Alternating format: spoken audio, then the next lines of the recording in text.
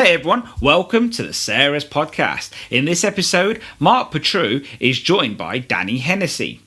Danny is a lifelong fish and chip industry professional with over 30 years experience spanning high volume operations, multi-site management and independent ownership, and now business brokerage. He began his career at just 14 at Jack's, one of UK's then largest fish and chip chains, becoming one of its youngest managers before going on to run his own shops. After building and selling multiple businesses, Danny now works alongside Robert Eccleston at Mandans, the UK's leading fish and chip business transfer specialists, where he advises owners on valuations, sales and succession. He combines deep operational knowledge with first-hand experience of buying, selling and rebuilding fish and chip businesses. Before we get into this episode, a quick word about us at Ceres. Running out of stock is a non-negotiable and an absolute nightmare. That's why at Ceres we focus on the boring bits: consistency, clear cut-off times and orders getting out when we say they will. Most shops don't change suppliers because they're unhappy, they change because something went wrong, and our job is to make sure that nothing doesn't. We supply outlets all across the UK with stock they need day after day, week after week, month after month. And when you order, it is due next day. Customers know exactly when it's arriving. If you already know what works in your shop, reordering shouldn't take any thought. You can find us at ceres.shop with free next day delivery. I hope you enjoy this episode with Mark Petrou and Danny Hennessy.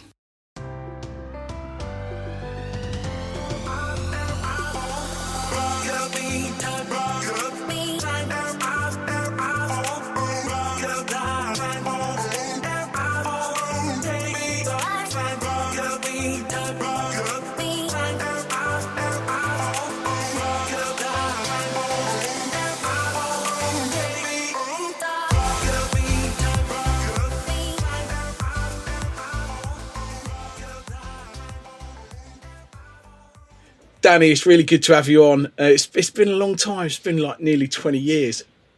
It's been a long time. Yeah. Long time. How you doing? Yeah, really well. You look really well. The years have been kinder to you than they have to me. Thank you. We've resisted talking too much before the podcast because I wanted to save it all for this recording. But I did just before I pressed record, I found out something really interesting about you that I'd have lost my money bet after bet after bet. Because I'd always got it in my head that you were like a southerner, like an Essex boy or a Kent, but you were born in Lancashire, which absolutely blew my socks off. I was born in Lancashire. Start there. Take me on your journey through fish and chips, and I'll jump in because there's some interesting points I want to pick up along the way. Sure. So 1980. Born in Preston. Preston Hospital. Used to live in a little village just outside Preston. My first memories of fish and chips were going to the little local chippy, which was essentially someone's front room in a terrace house at the bottom of the hill next to the swimming pool, and getting my fish and chip fix. Would have been beef dripping up there, wouldn't it? Would have been beef dripping. Absolutely, all the way, beef dripping all the way. I lived in Preston till I was about 6 or 7. So that's why you don't really. There's a couple of words every now and then that sort of you might have, there's a little twang in. But did you have a little flat cap? No, well I don't know. Maybe. I'm going to get. Loved it up there. Loved it up there. Loved the people, and we've still got really good friends up there that we see, and it's a lovely place to grow up. Lots of open spaces, hills, just getting out there, enjoying yourself. I remember going out even at that age, with my big brother, and just having the time of my life, running around. Brilliant. So. Where did you go from? How did you go from Lancashire down south? How did you end up down? So my mum and both my mum and dad originally are sort of from the area that I then grew up in, Dad grew up in Middlesex, and mum grew up in Middlesex as well. So we had lots of family ties there, but we ended up in Lancashire because of my dad's job. Yeah. So when that kind of went south, he got offered something else, and we ended up moving back down to Hayes in Middlesex, moving in with my nan and into her house, and that's where I spent most of my youth. Your formative years. Yeah, absolutely, and God, they were formative. Yeah, very different experience going from that little village environment to Hayes. Big town, busy, lots of people, and a bit more sort of urban, rough and ready, shall we say? Yeah, urban. We'll use the word urban. Yeah, I like that. Yeah, urban. Yeah. So, so tell me how you got into fish and chips, because I know your history of working at Jack's and that. Walk me through that. So when I was about 12, got the bug. I wanted to go out and start earning some money, so I did a few different jobs. I used to do. Do you remember? You used to get. I don't know if you got them up your way, but I think you did. But like, you'd have those little stalls by the side of the roads that sell flowers. Yeah.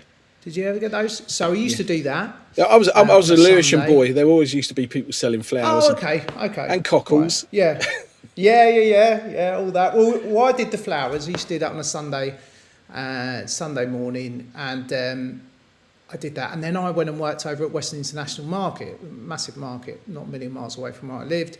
Used to do that on the Sundays, but the problem always was, it was just too cold in the winter. It was just so cold, being out like 12 hours, So I was desperately looking for something else. And my best friend, his dad was a potato merchant. And there was this shop in Uxbridge it was an old pub, and they were converting it into some kind of restaurant, and nobody really knew what it was going to be. Then it transpired through my friend's dad that it was going to be a fish and chip restaurant.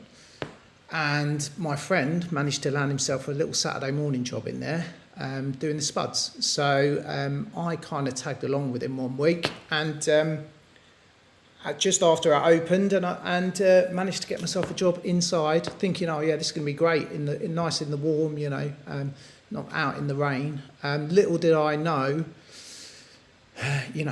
being in the prep room on those freezing cold mornings. Yeah, it's just as cold as standing outside selling flowers. It's just as cold. Yeah. The only saving grace was you had a big overall on and a big pair of wellies, Yeah. But so that's how it started. So I was 14, so 1994, I reckon.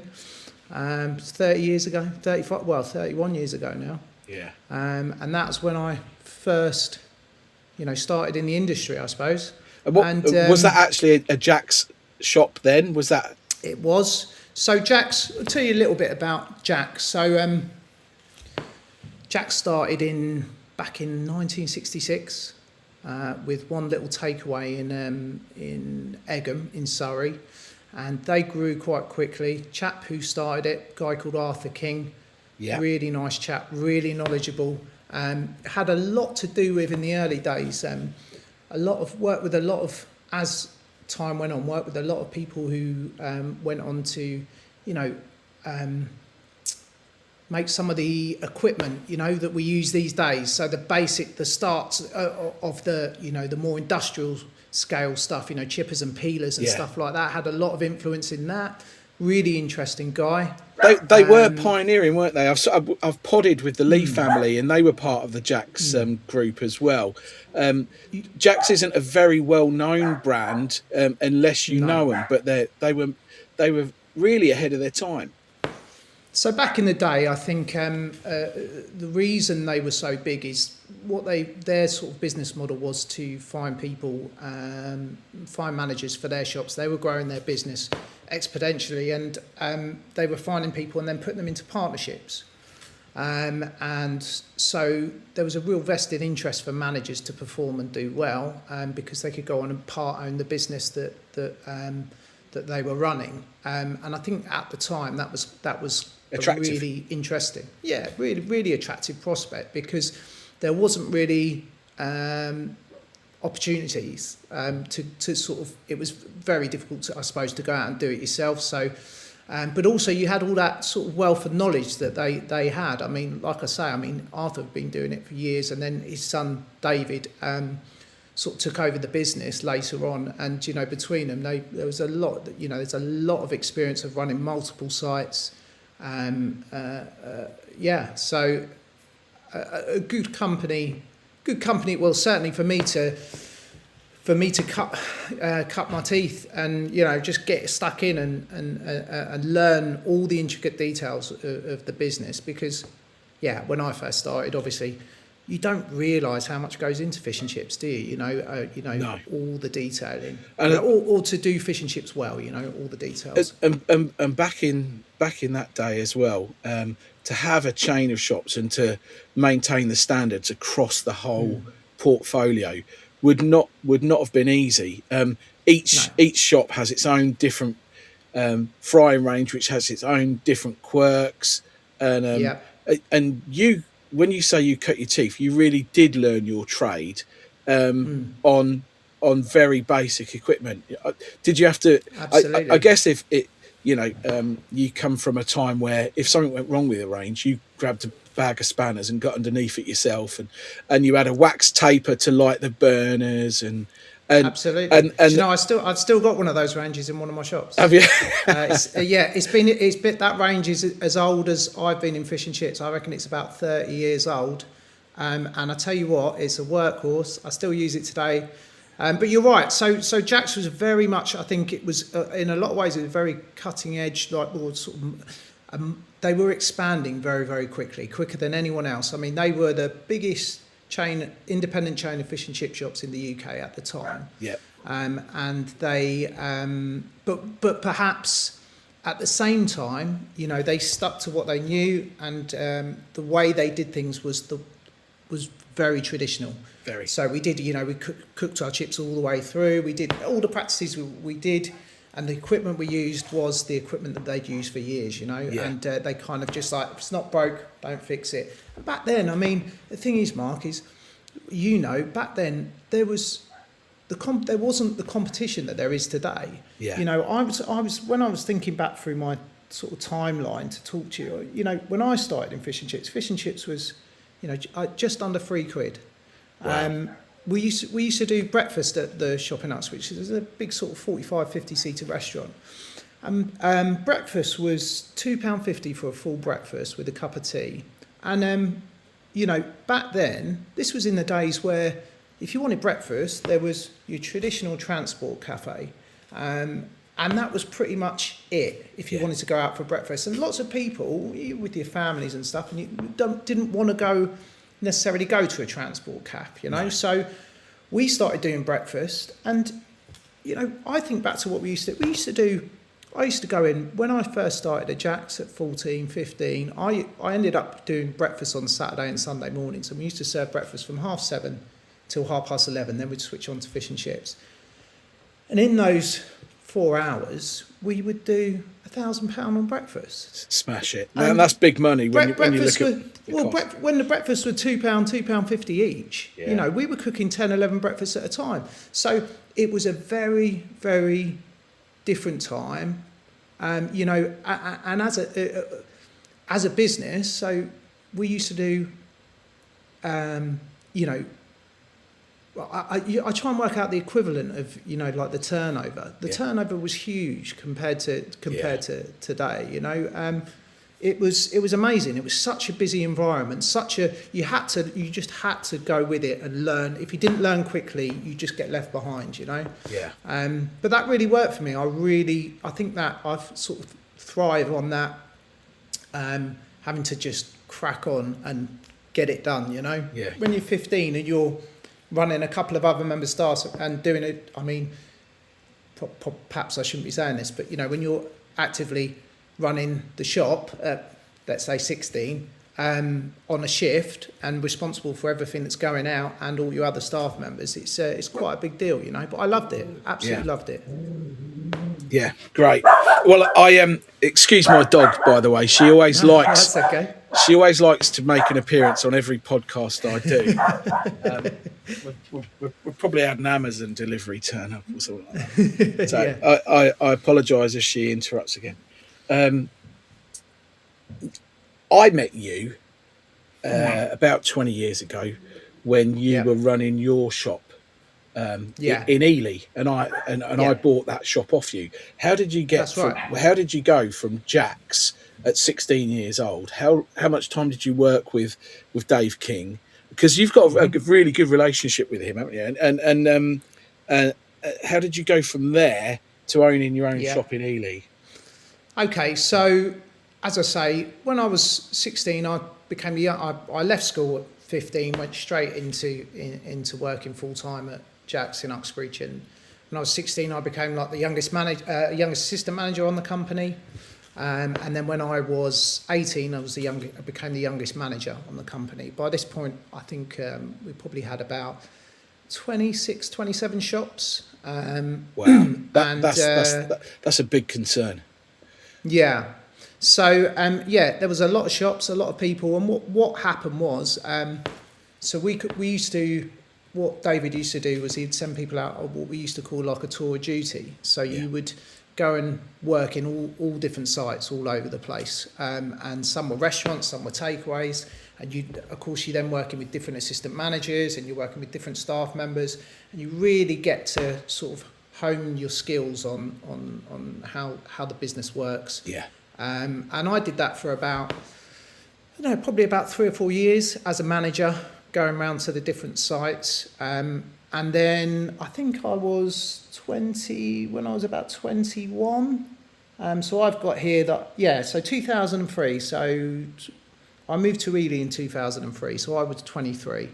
But when I was about 21, the focus sort of shifted, and I sort of became a person within the company who would go to the shops that perhaps weren't underperforming, working right, or if somebody had left or whatever, and we'd go in and we'd either sort the shop out, get it back to where it's supposed to be, or we'd sell it, and that was very much became my position. But this opportunity came up. The reason we went to Ely was this opportunity came up, and David came to me and said, look, I've got this shop, I think it's a good fit for you. How do you feel about going and giving it a go as a partnership? And I was bearing in mind, like I say, so when we were talking about this, I was probably 22. So I felt very confident, but I was 22, I was still very young. I remember sitting down and having a chat with my dad about it. My dad was like, because I was concerned about how far away it was from my family, from my friends. Yeah, because it's not it's not really in the Jack's kind of catchment area, is it? Was it kind of sticking out there a little bit? So during the years Jack's was expanding, there was, I think, some commitments were made, and again, I speculative, let's say. I'm certainly not suggesting, but basically I think over the years, as certain shops became available, and this kind of ties in with Mandans and Robert and Mandans, certain promises were made that if that shop ever comes up, then Jack's would really like that. If this shop ever comes up, and you'd end up with these places sort of all over the place. Business was being done. Business was being done. And David had a partner who had some other shops up in Cambridgeshire, in and around Cambridgeshire. I think at some point this shop, David had said, if that shop ever becomes available, we'll want to do it. It's a great shop. That's what happened. It's a great shop. It's a busy shop. Yeah. So we went up there. Long story short, we got in there, and when I look back now, I can see all these red flags, if you like. The age of the building. But also, like with me, I'm talking more about me. I mean, it is a very old building, as you know, full of problems. And just a monster of a shop to manage. I reckon there's probably seating for maybe 65, 70 people between the 3 different restaurants. One's upstairs, and you've got 2 separate restaurants downstairs. You've got the courtyard, you've got a seating area out the back in the courtyard. It's a monster shop for landlord for anyone as well to run. Yeah. Let's not talk about him. Yeah, let's just draw a line under that, shall we? Yeah. So that's what brought me up to Ely, and obviously, and then going further down the line, when we met. But it was amazing going up there. So I was full of energy and delight, and got my own business. Yeah. But what happened was, because I was so far away from my family, but I was also so far away from my business partner and the company as a whole, very quickly I think I felt isolated, really out of my depth. Yeah. And I didn't take anyone with me, so normally our setup would be you'd have the manager, assistant manager, and then a trainee assistant manager. Yeah. I didn't have an assistant manager, I didn't have a trainee, and I just felt like I was completely on my own, and suddenly this sort of feeling that I'd bitten off more than I could chew. And another thing was the people that had it before me, fantastic operators, really, really good. Which of course, you've got big shoes to fill, you've got customer expectations, and just little things like I'd never cooked in beef dripping before. Down south, we always had, we always used vegetable oil. So, again, that's just something else to because, it's a very different experience of cooking on it. So Definitely. Making sure that was right. I've got my business partner in the background saying we need to get off beef dripping, we need to get off it, the way forward is vegetable. There's commercial suicide in that environment. Exactly, absolutely. So trying to manage that and trying to explain that it felt very different, although it's like we're talking an hour and 20 minutes from London, hour and a half. It's a different world. A very different world, and I think that the range that you were working on was woefully underpowered for the amount of business you were putting through it as well. I mean, you were busy. It was a busy shop. Yeah. It was a very busy shop, and we had the market right out the front. So Thursday and Saturday lunchtimes were bonkers, immense. And again, you talk about the figures, considering how much fish and chips was then. I mean, if you did that, if one of my shops did that at lunchtime now, I'd be over the moon. You'd be, even at the prices we're at today. It was a very, very busy shop. Yeah. A bit of a monster. Which is why I wanted to buy it. Yeah, I know, right? Yeah, absolutely. But you were ideally placed for that. You were much further down the line than I was. You had a great group of people around you, support, good staff, good managers and stuff, and you were literally down the road, and you were frying and dripping. You knew the customer base because the same people that were coming to my shop were people that lived who would come to your shop if they were 15 minutes down the road. It was definitely your. My brand was really established as well because I'd got absolutely. I'd got a lot of. You'd won the award, the Fish and Chip Shop award, hadn't you? I'd certainly made the final. I knew who you were. Yeah. I'd made the final before. I hadn't won it when we met, but I think I think when I bought it, I'd won it. Yeah. But Yeah, that's right. Yeah, no, you're right. Yeah, no, I remember. Yeah. So ultimately, I mean, sort of just. Not moving on from that, but ultimately, I think we got to the point where we had, you mentioned the landlord. There was some issues surrounding the rent of that shop at Bertram. the time. Bertram had been deliberately holding the rent down, and it meant that we had a massive increase in rent, which put a huge burden on the business. But not only that, I just wasn't maintaining. I wasn't maintaining the standards that I should have been maintaining in the business. You were doing fine. Don't put yourself down. I was really. I was nervous about coming in after you because you had cultivated a good following. You had a lot of loyal customers that were nervous about you leaving, and staff as well. You were really holding your own there. I thought that I was concerned about filling your shoes. That's very, very kind of you to say. So I didn't feel like that at the time. I didn't feel like that. That's why I was really glad when you agreed to stick around for a year or so and work with me before moving on. It was obviously, I came along with these fancy ideas. I put some Dutch pans in, and you did. And we looked at basket frying, and and two-stage cooking, and that I know that was not how you like to roll, but you went with it, and I always appreciated you for having faith in me, because the way that you'd always done things had always been successful wherever you'd gone. And here was this jumped up little Greek shit comes along and says, "Oh, we don't cook chips like that anymore. We cook them like this." I've got to say, Mark. Look, for me, it was really interesting seeing a different way of doing things. You know, I remember, you know, because you worked with me, and I for you at Ely, but I went and worked at Chatteris with you guys at Chatteris, and you know, I loved it. I remember heading up the shop on a Friday night, and it was a busy shop, and I just, you know, I remember, was it like £7 range you had there? £6. £6. Yeah.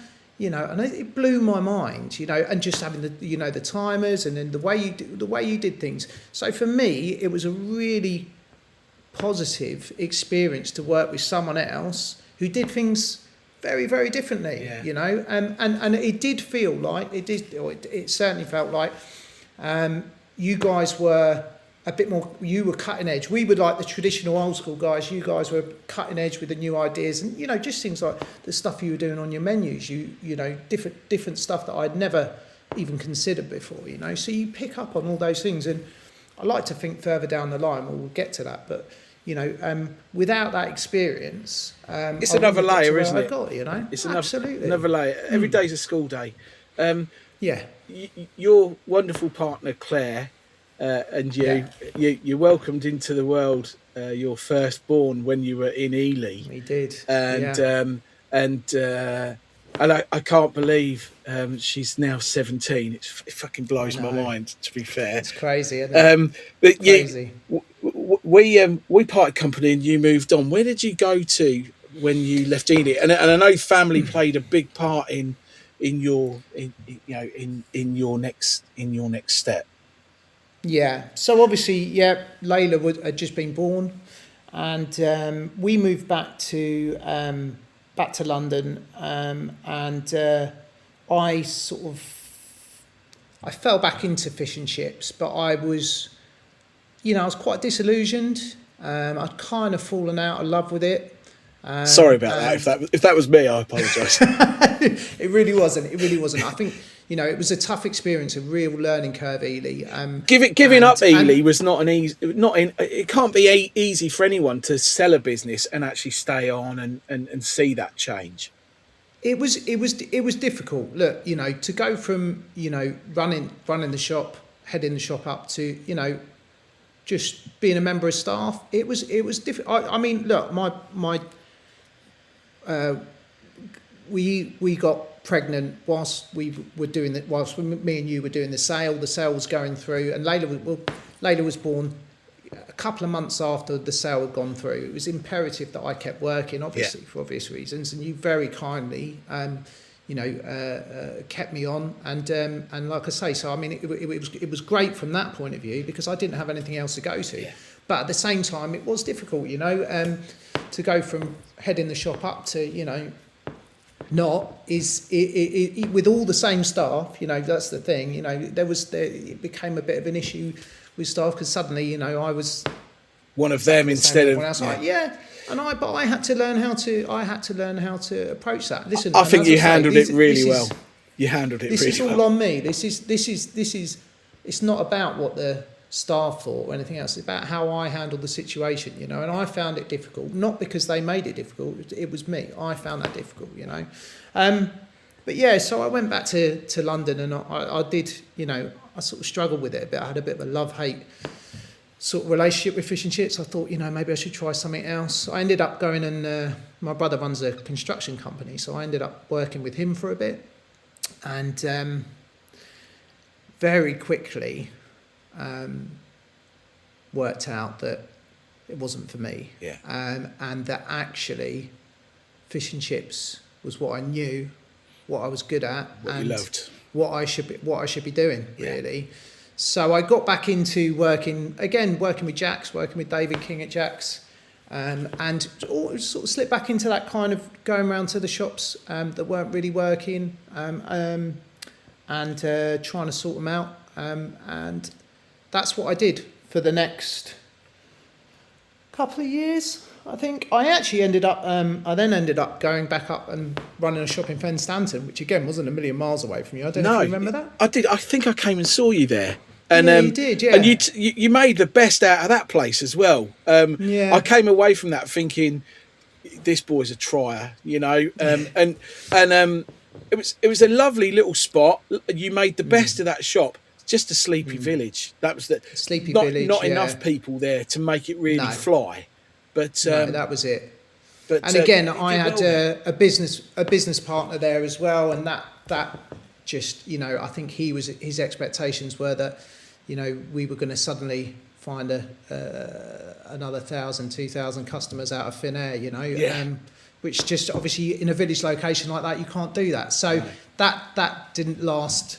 Probably lasted a year or so, and then I was sort of back down to London and doing the same thing again. And then I think that's when it really changed for me. I sort of realised that up until that point I'd been heavily reliant on other people, and I felt like up until that point that I couldn't go out and do it for myself, if that makes sense. Or how would I even go about that? Put me in a shop, Mark. Tell me what the issues are. Tell me what you want, and I will fix it. Knock that out. I'll do it. Put me in a position where I'm responsible for everything. All the stuff in the background as a business owner. I wouldn't know where to start. So I really spent some time homing in on those skills, if you like, and then really started building myself up to taking the leap of going out on my own. I sort of realised that the only way I couldn't keep doing this for anyone else. I ended up back in Uxbridge ended up doing a full circle, working back in the shop that I started working in when I was 14, 15, but I had my own kids now. We were living in above the shop, and it's a very busy place. It's no disrespect, but I wanted to get my kids out of that environment. It wasn't a perfect environment. I had a great job, paid a great salary, had a lovely company car, and I lived in a massive 5-bed masonette above this shop, which was an old pub, so a lovely place to live and everything else. But none of it was mine. Yeah. None of it meant anything really. So I kind of made the decision that I needed to find a shop that I could do for myself. The problem I had though, I didn't have any money. Yeah. So that was the issue. Plenty of good shops available, but I need 100, 150 grand to even get going on those. So I kept trying to find solutions, and eventually, a friend of mine rang me up who lived down in Devon, and he knew that I was trying to find my own place, and he said, "Look, I've seen this shop. There's this fish and chip shop for sale down my way. I think it's closed. You should have a look at it." So this shop was in Exmouth. And I had a look at it online. I had a look around, looked at the area, and I dismissed it as a non-starter for a couple of reasons. One, there was quite a big fish and chip shop 100 yards down the road. We can name them. It's okay. It's okay. Well, it's Crispies. Crispies, yeah. Crispies. Who in their right mind would want to go up against a shop like that? But do you know what? I know that you could. So I dismissed it because of that, and then the parking didn't seem great out the front. All the things that I had learned were really important to the business. I was like, I'm not sure. But the saving grace about the shop was because it'd been shut for a few years, I could afford to get in there. And put your own stamp your own...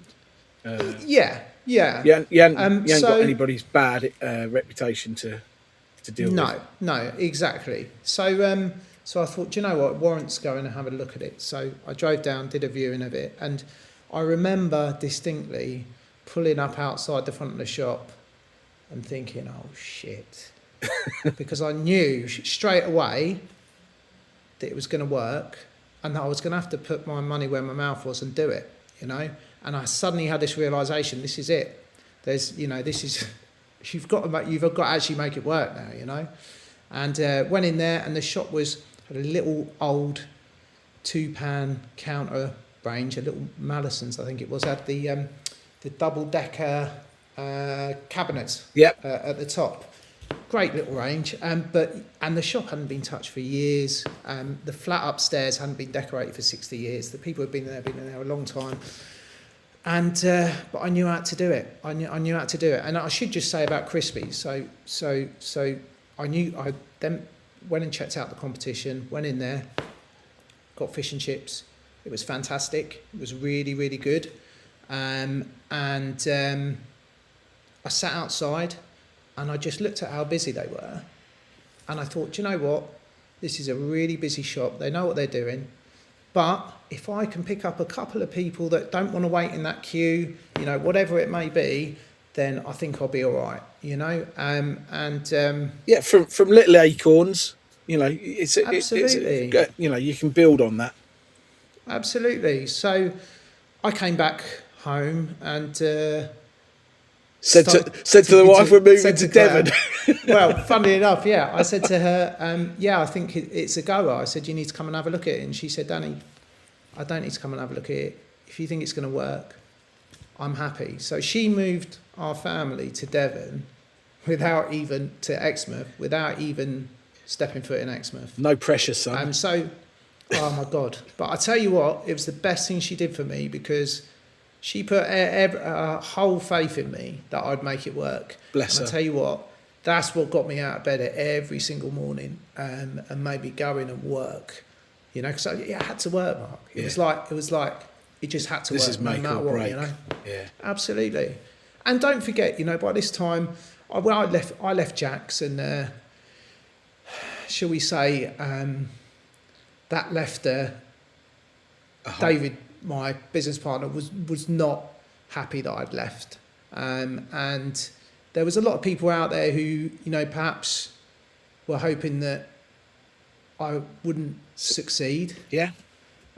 You know, I found out later on that because of the situation being so close to Crispies, even the suppliers were taking bets on how long I would be there for, how long I'd last. But I know that would just make you more determined. Oh my God.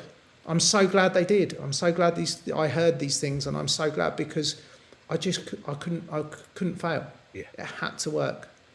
So we moved into the little 2-bed flat above. Yeah. 3 kids, me and Claire, and I just managed to, I cleaned the shop up. I didn't have any money to spend on the shop, so I cleaned it up the best I could. I did everything myself, no trades in at all. I painted the front of the shop. I even hung my own sign above the front of the shop. Did everything. Spent 3 weeks doing the flat and 3 weeks doing the shop, and then we opened. And we opened on the 3rd of January in 2017. And on the 4th of January, they came and shut the road outside the front of the shop for 22 weeks to replace the gas mains. Fuck me. So I had one day of normal trade, and then they shut the road, which was... Wow. It turned out all right, but it was horrific at the time, because you're just like, well, what do we do now? But it did affect the trade, but we had only just got in there, so it was difficult to know how much it affected the trade, you know? Yeah. But we just cracked on. And 70... There was obviously enough customers to go round, because Crispies have thrived and you've thrived as well, because you haven't just got one shop now. You've got more than one shop, haven't you? Yeah, well, I've got 2 now. At one point I had 4, but I'm back down to 2 now. But yeah, just to say on the Crispies thing, you know, I've met Kelly and Tim a handful of times. Really nice people, and we get on fine. I always think, what I like to think is, again, the way I did fish and chips, the way I do fish and chips is that old school traditional kind of fish and chips. Yeah. Tim and Kelly are very forward thinking, like you know, they do things differently to us, and I do think that gives you almost like 2 different products. Yeah. So you can, you know, some people, I always say that they're like the Ferrari of fish and chips, and I'm like a classic Aston Martin, you know. Both amazing cars, and you have your preference. Do you know what I mean? Yeah, I think it's a lovely way to put it as well. It's a good way of describing it. I enjoyed your fish and chips whenever I tried it, and you obviously you respect it. You've got to respect anyone that does this job. As somebody who loves fish and chips, you've got to embrace that and accept that everybody does fish and chips their way. Of course. As a teacher of fish and chips, I teach best practice. I don't make little Petrou clones everywhere. There's not little versions of me running around. Thank God. Yeah, absolutely right. It would be arrogant for me to tell somebody the best way to cook fish and chips in their geographical location. I just empower people with knowledge and confidence to find the best version of their fish and chips. And that's what you've done. You recognise, acknowledge that Tim and Kelly do a really fantastic version of fish and chips. 150 yards up the road, but you do a really fantastic version of fish and chips in your shop too. And there's room for both of you, and I think that's really classy to recognise that. Well, I think it's the truth. It really is. Yeah. I want to talk about Mandans because for anyone that's listening and doesn't know who Mandans are, why are you even listening? Because if you're in the fish and chip business and I said business transfer agent and valuer, you would say either Mandans or Rosens. And I know Rosens might be a swear word, and I've said it twice now. I won't say it a third time. But that, I mean, those two are the two names that historically have been around and specialise in fish and chips. There are others that sell businesses, but they're the only two that really specialise. And Mandans has been around for over 50 years. I don't know if Robert Eccleston was the creator or the starter of Mandans, but as long as I've worked with Mandans, I've bought a few shops through them, let me tell you, over the years. Robert has always been the front face, the voice, and the relationship that I've had at Mandans. Right. I've spoken to his daughter Georgie a few times, but what can I say about Robert that everybody would probably echo? He's an absolute gent. He's a straight shooter. He never sugarcoats anything. He gets deals done. And he really is. He's a diplomat, and he's an absolute classy guy. I know that the sands of time they keep dropping through, and Robert's advancing in years. How did you go from your fish and chip journey to actually get in a position at Mandans, working alongside Robert? I guess I'll let you tell me. I guess Robert's going to step aside at some point, and you're going to step into his shoes.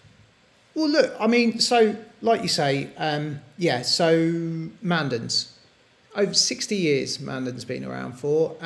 Originally used to always sold fish and chip shops, but also used to sell, interestingly enough, post offices. Oh, right. Back in the beginning, and then Robert, I think the business, Robert worked for the business, and the guys who ran the business decided they didn't want to do it anymore.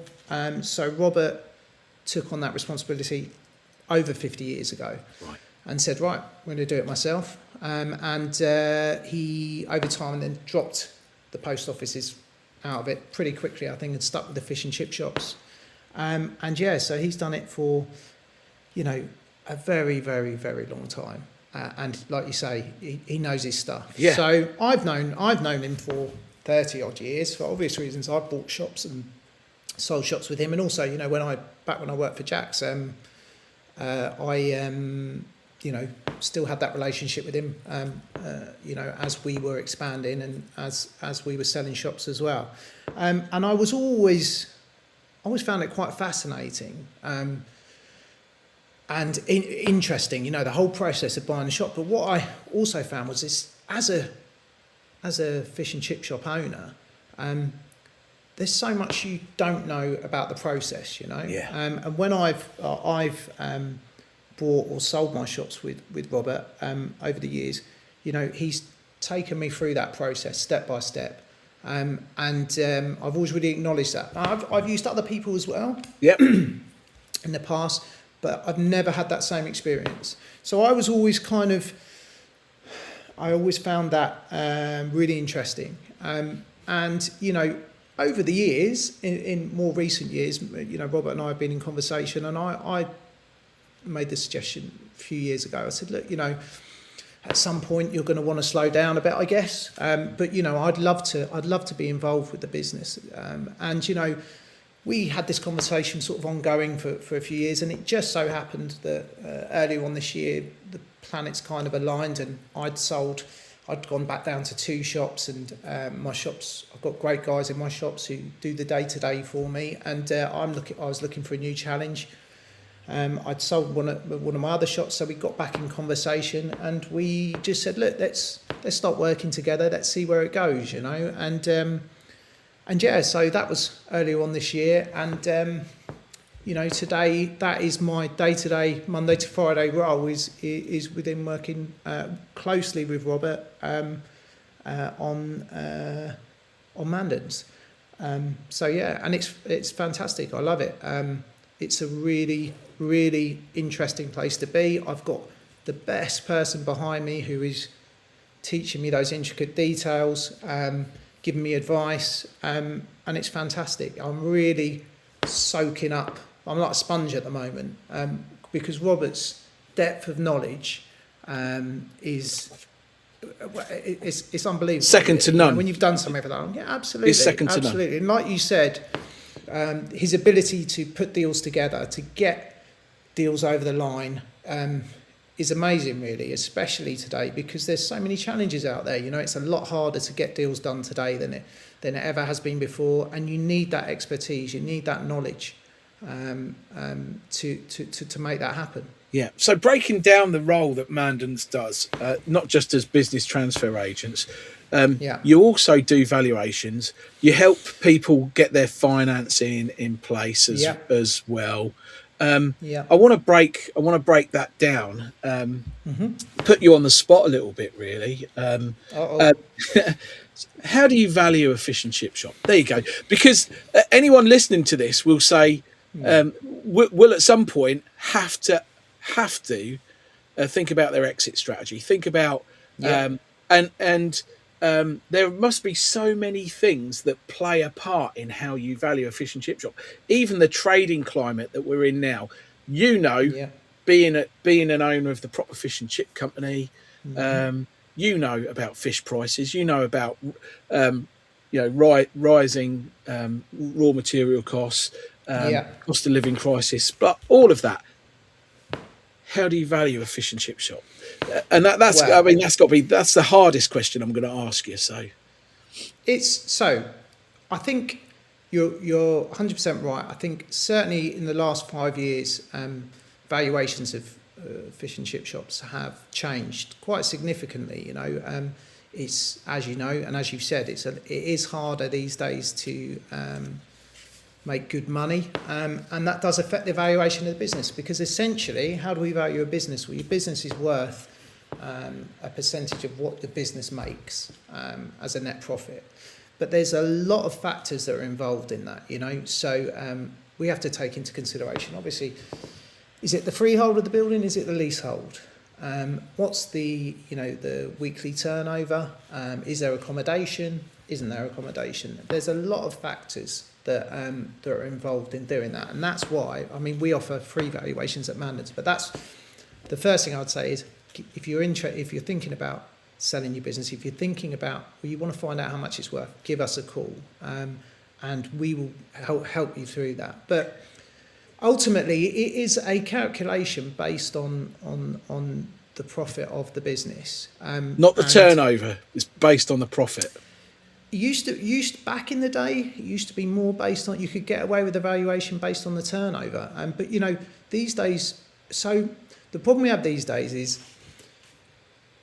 in order to secure lending on a business, the banks these days make you jump through hoops, right? So they want the nitty gritty, they want the detail. So it's all very well, you could have a shop taking £20,000 a week, but if it's paying out a ridiculous amount of rent, if it's paying out a ridiculous amount in wages and this, that and the other, and it's not turning a very good profit, it's a risk. It doesn't matter that it's taking £20,000 a week.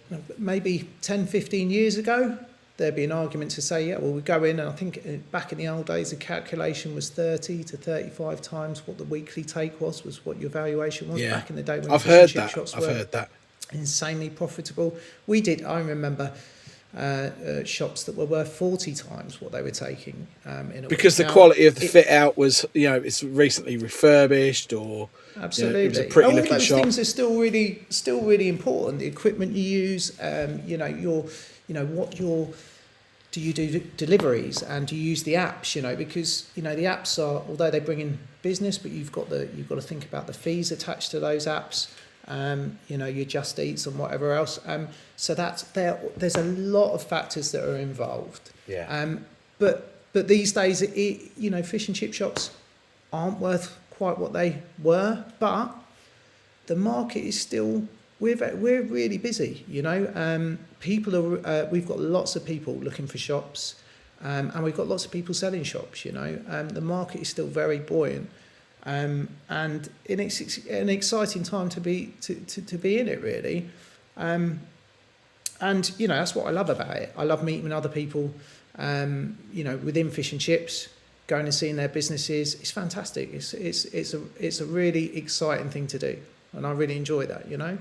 But yeah, I'd encourage anyone who's trying to work out what they think, what their business is worth, just to get in touch. Go to mandans.co.uk, or give us an email, give us a call, and we can certainly help you. But then moving on from that, I think we sort of touched on it, but with Mandans itself, I think.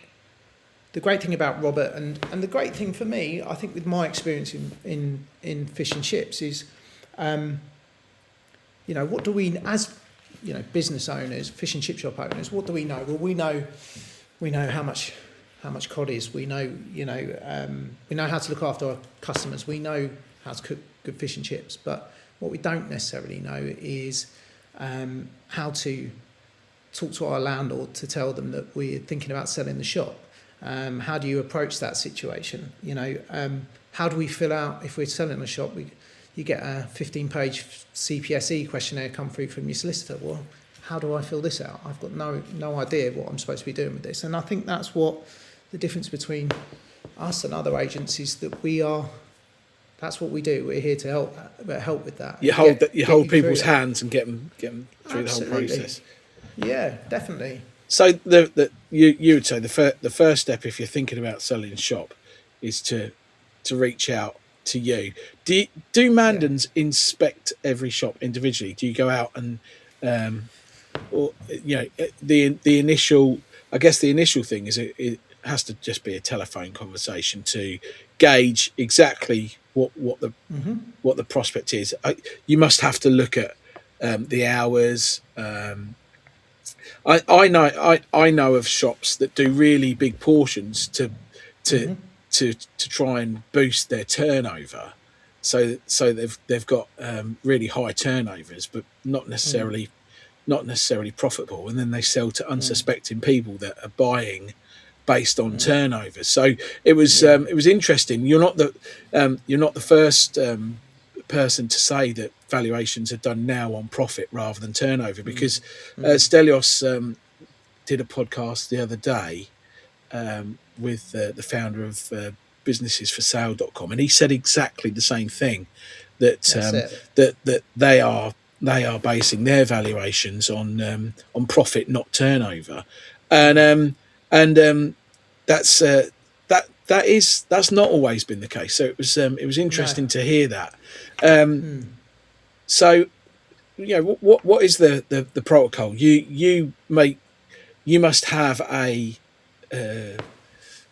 not a spreadsheet, but you must have you must ask a certain number of questions to help you determine the price. I mean, we take a lot of things into consideration. There's almost a base formula, if you like, but then from with that, the base formula on its own is nothing without the additional content. So we have to look at those things. You said about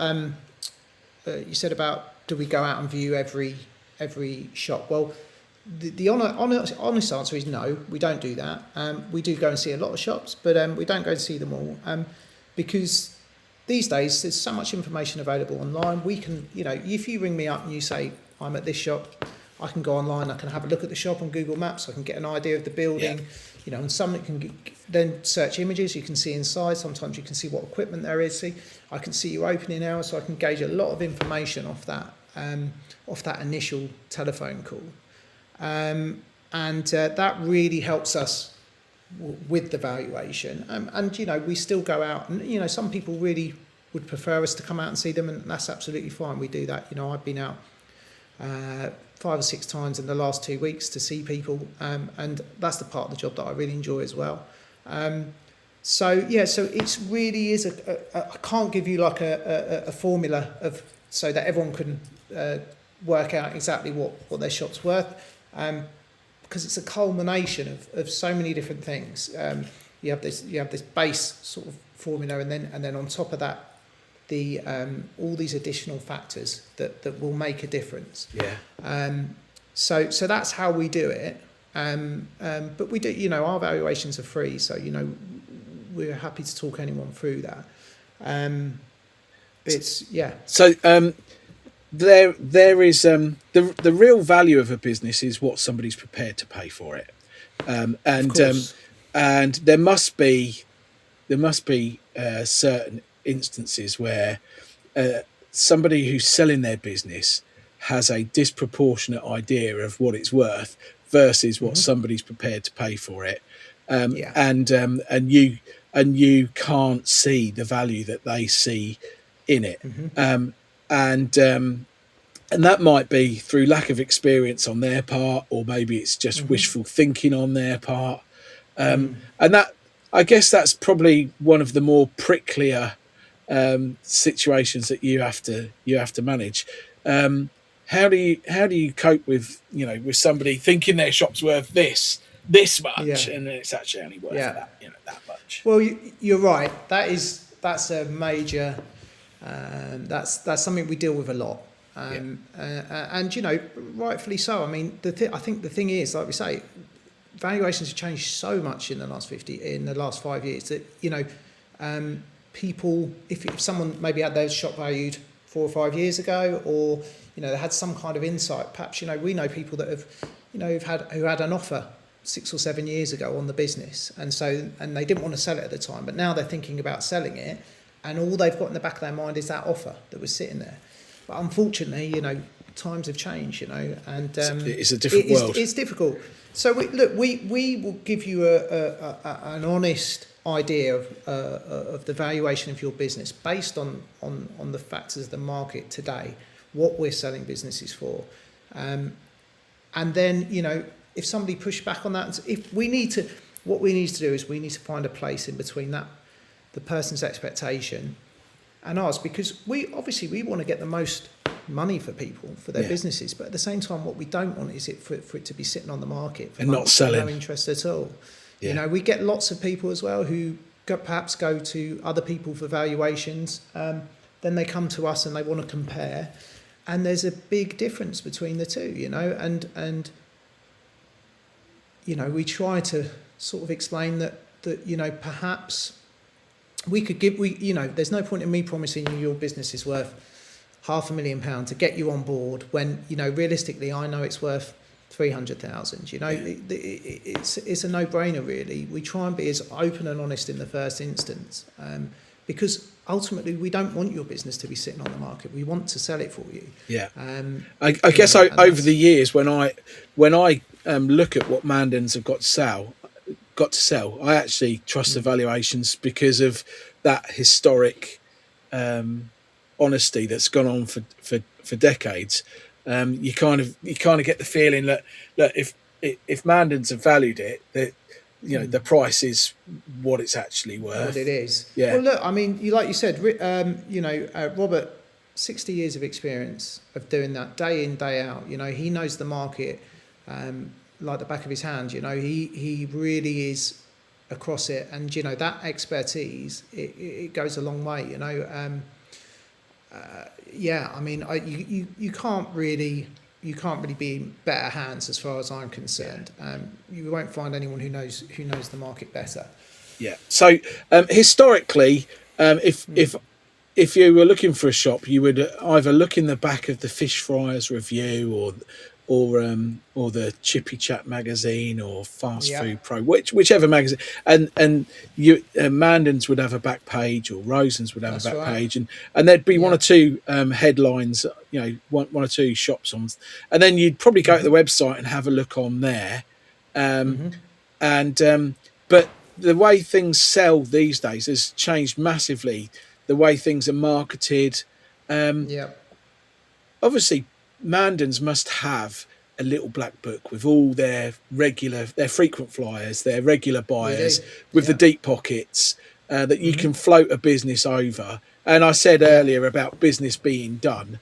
When Jacks were growing their empire, I guess Robert, if he got a good shop come along, he would pitch it to all the people with deep pockets and experience and match good people. So. The historic relationships there. It's not changed. But where are buyers coming from these days, and how has Mandans changed in where it positions chip shops for people to see that they are for sale? Because I still look at the trade mags online and stuff. And I see adverts and stuff. Do you email out? How has Mandans adapted? Yeah. Where are buyers coming from? So I think it certainly has adapted. Like you say, I remember back in the day, the ads in the back of the magazines for fish and chip shops to sell. We still advertise in you'll find us in Chippy Chat from time to time, and. But I think now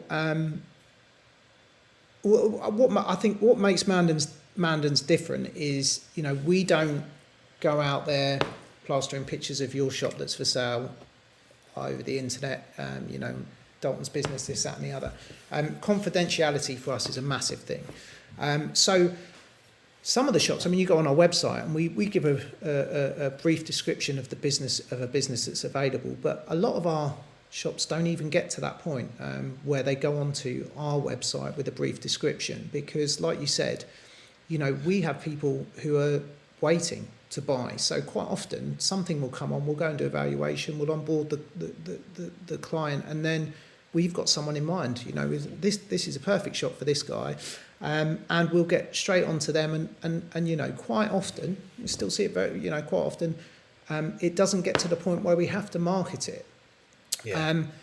So, and that is, again, goes back to that experience. Robert knows who wants what and where they are, where they're looking and what they're looking for. And that's really what I'm picking up on now and what I'm learning.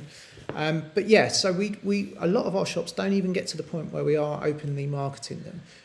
We talk to individuals as opposed to sort of just blasting a shop out to everyone, because it's not a shop for everyone. It's a very individual thing, so that's what we do, and you won't find if you do come on with us, you won't find pictures of your shop blasted. Oh, where's that come from? Because you don't some people don't want their staff to know that they've sold their shop until it's sold, because it unsteadies the ship. It can destabilise the buzz, the vibe in the shop, and absolutely, obviously, years ago there used to be a cash element in fish and chips. I think we can talk openly about that. I think we can talk about that. Yeah. And Mandans would obviously have to handle that sensitively because I want this much for it, but I'm only showing this much turnover, and I guess there's a lot less of that these days. Shops there is a lot less of that. Yeah. There's I guess that's something that you and I would have dealt with, but it doesn't really. I mean, there's not much cash around in fish and chips now, is there?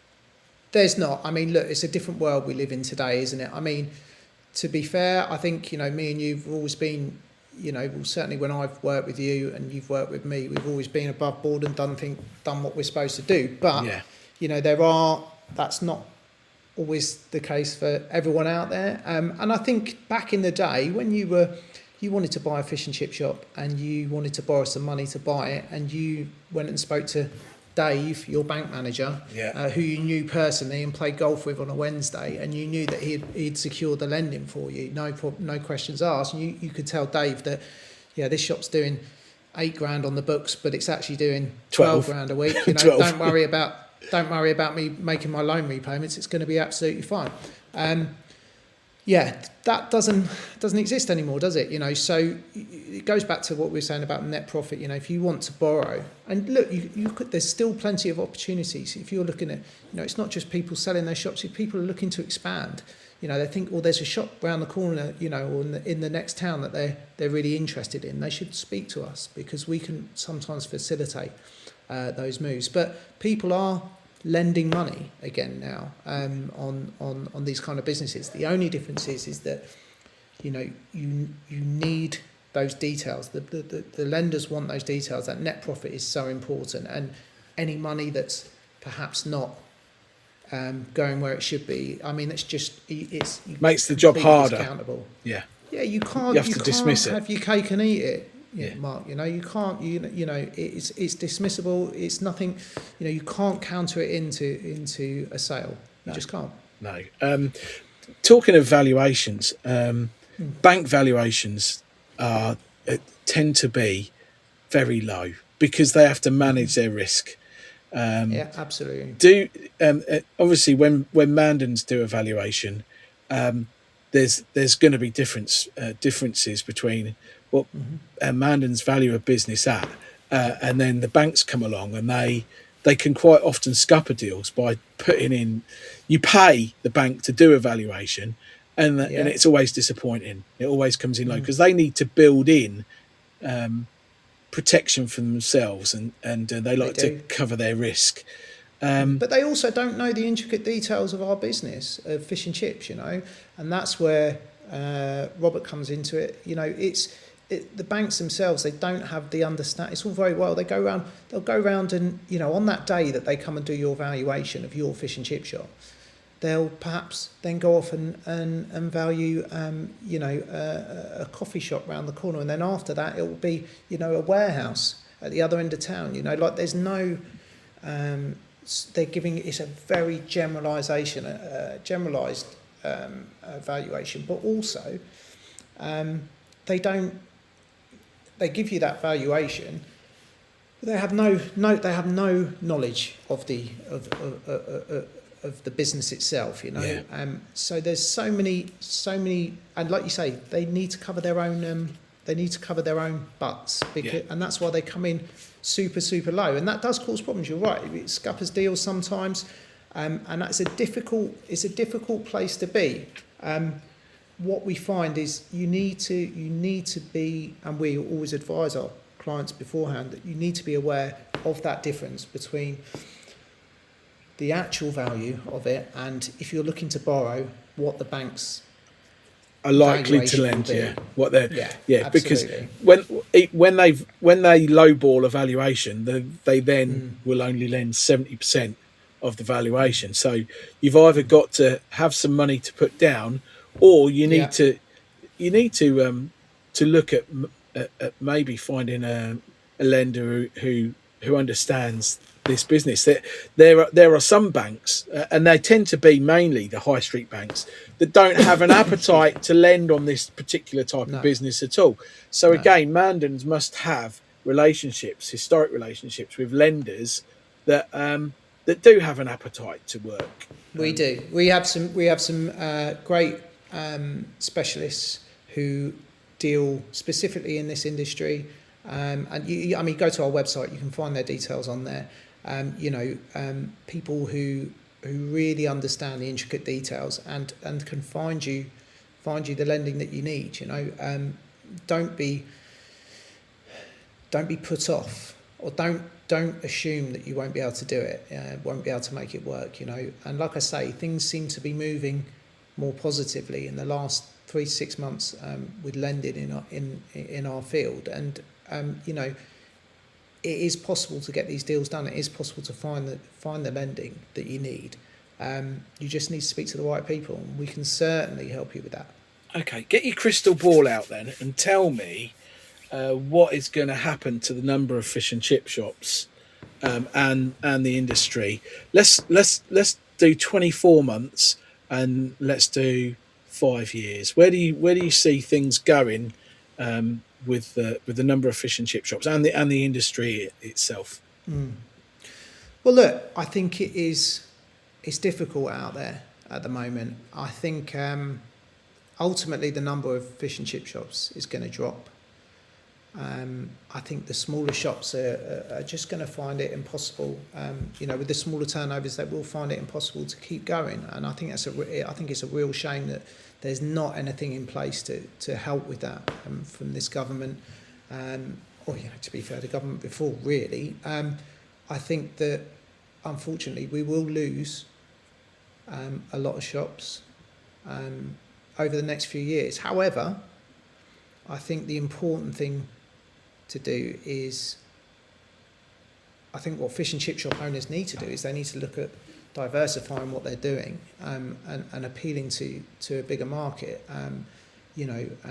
Lots of innovations with products and stuff out there. There's so much stuff you can look at doing to help build your trade. So you're not quite so heavily reliant on those really expensive products like cod. You need to be able to offer some kind of alternatives. We're doing that in our shops.